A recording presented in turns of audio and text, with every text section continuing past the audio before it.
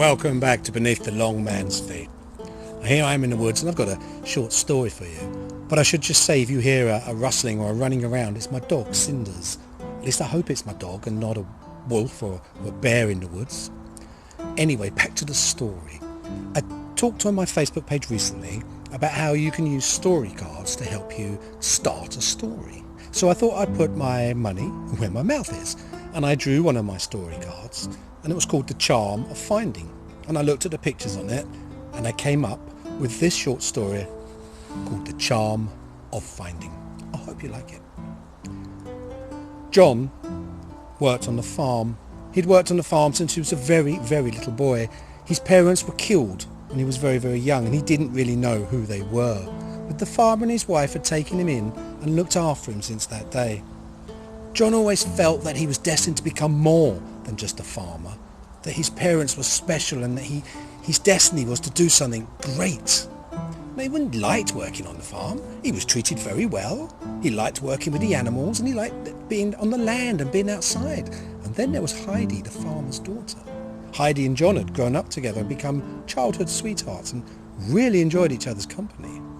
But John still felt that his destiny lay somewhere else. Well, one day, on his day off, he was fishing by the river with Heidi, and he was trying to explain to her why he felt that he was destined to be more than just a farm boy. When something caught on his line, and he reeled it in, and there was not a fish, but there was a strange box, like an oval with pointed ends. And when he opened the box, it was like a compass, and the compass span and pointed that way. John looked at where the compass was pointing, and it was pointing towards a pile of rocks that looked like it might be a cave.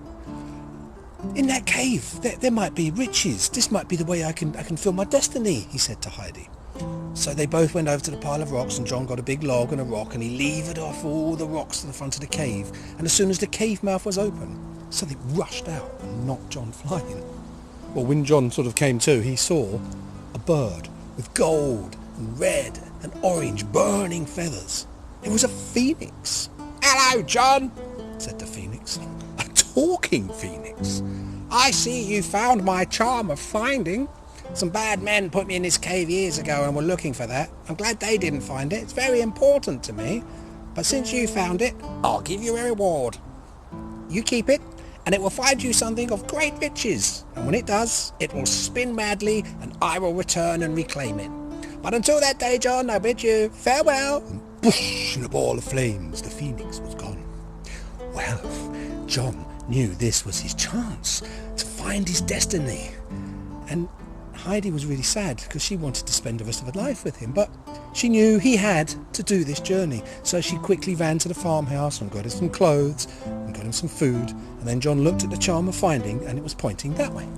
So he started following it. And after 3 long days of walking, he came across a magnificent castle. And there, in front of the castle, was a knight's training ground. And unsurprisingly, in the knight's training ground were knights training.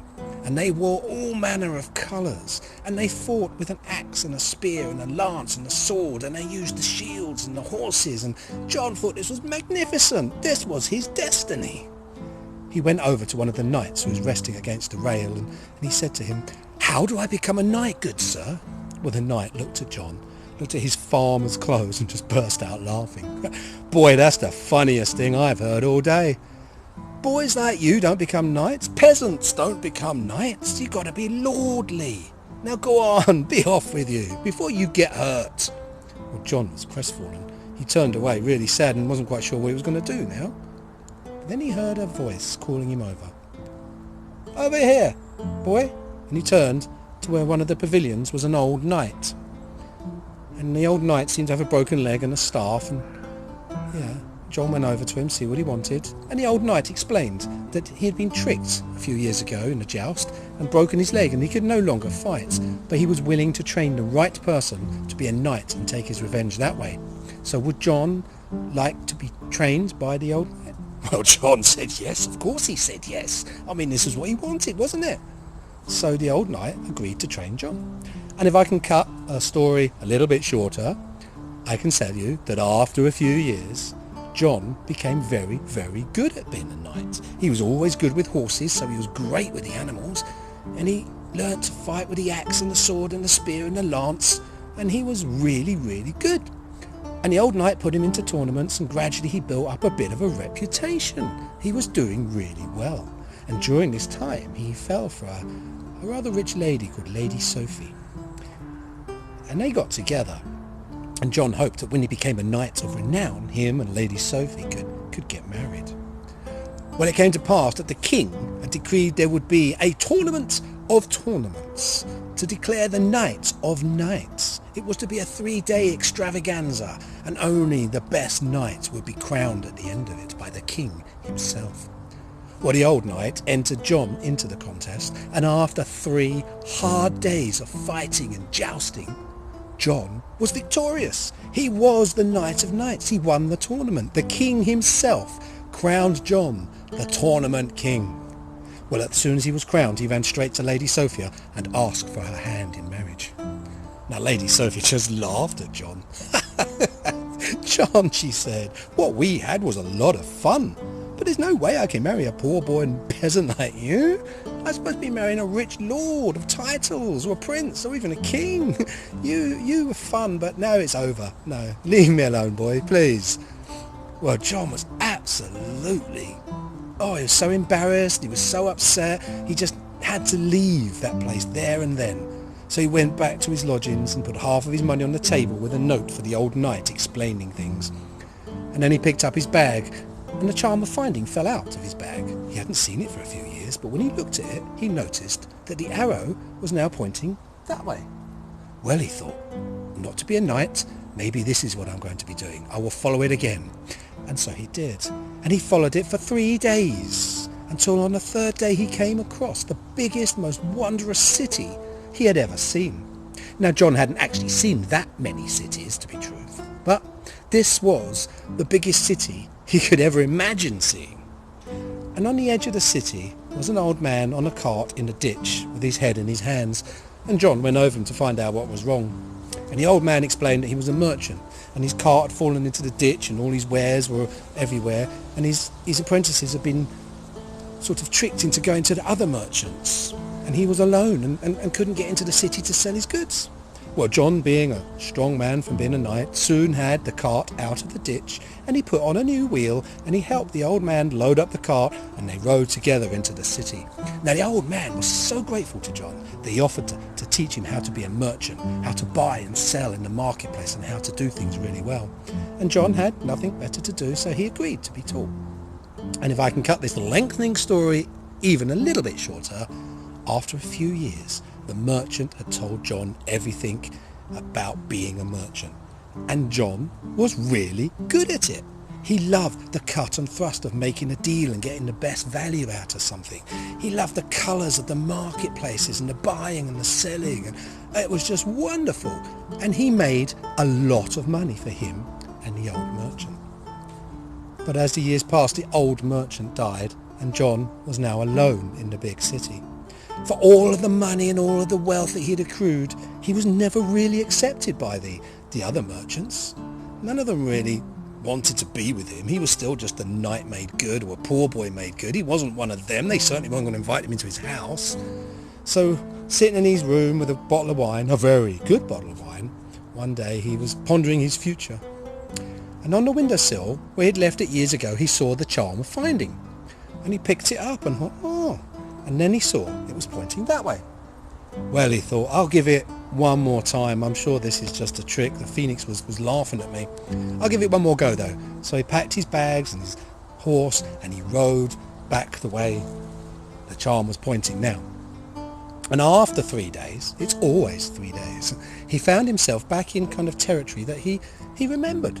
And there coming towards him was the most beautiful woman he had ever seen. And that woman was running towards him. And he realised at the start that was Heidi, his childhood sweetheart. And she had recognised him straight away and came running up to him, gave him the biggest hug and embrace he'd ever had. And, well, they carried on the embrace, let's just say, that they got very close. And after they'd finished being very close, they decided to talk. And Heidi explained that her parents had died and left her the farm, and that was fine until the other landowners wanted to buy her out, and when she refused, they tricked all of her farmhands into leaving her and leaving her alone, and they were trying to get her farm by a more devious means. And she was in danger of losing it because she couldn't do all the work and all the market. "Not to worry," said John. "I'll stick around for a few days and help you out." And so he did, and a few days turned into a couple of weeks. And in that couple of weeks, he brought in the harvest with her, and they took it to market and sold it and got the best price because John was the best salesman ever. And they got the animals in, and they got the milk to market, they got the sheep fleeced, and they got the best price for the wool, the best price for their pigs. And what's more, when the nasty neighbours came to try and take the farm, John used his skills as a knight to fight them all off. And, well, after a couple of weeks, the farm was flourishing. They had made money, they were happy, they'd laughed, and life was really good. So one night, when John was sitting in the kitchen with Heidi in their modest but comfortable farmhouse, he noticed Heidi was crying. "Heidi, what's the matter? Haven't we had fun these last couple of weeks?" "Well, that's right," said Heidi. "We have, and the trouble is, you've seen things. You've seen and been a knight in a massive castle and been with kings and princes, and then you've been to the biggest cities and the merchants and the colours and the balls and everything. And you won't want to stay here with me on this simple farm for much longer. And when you go, I'll be alone again." Well, John thought for a moment, and he said, "Do you know what, Heidi? When I was at the castle with the knights, it was great fun. I loved the fights. But I was never really accepted there. Nobody really liked me. They were jealous of me, I think. And when I went to the city, the same. I was really good at being a merchant, but I was never accepted. And apart from the old man, I never really had any friends there. And the last couple of weeks here with you have been some of the happiest days of my life. I feel that this is where I belong." Well, at that moment, the charm of finding spun wildly, and poof, the phoenix appeared. "Ah, John, thank you. I'll be taking my charm back now then, thank you." John looked at the phoenix and said, but it hasn't found me anything." "Ah," said the phoenix, "I think you'll find, John, that it's found you, hasn't it?"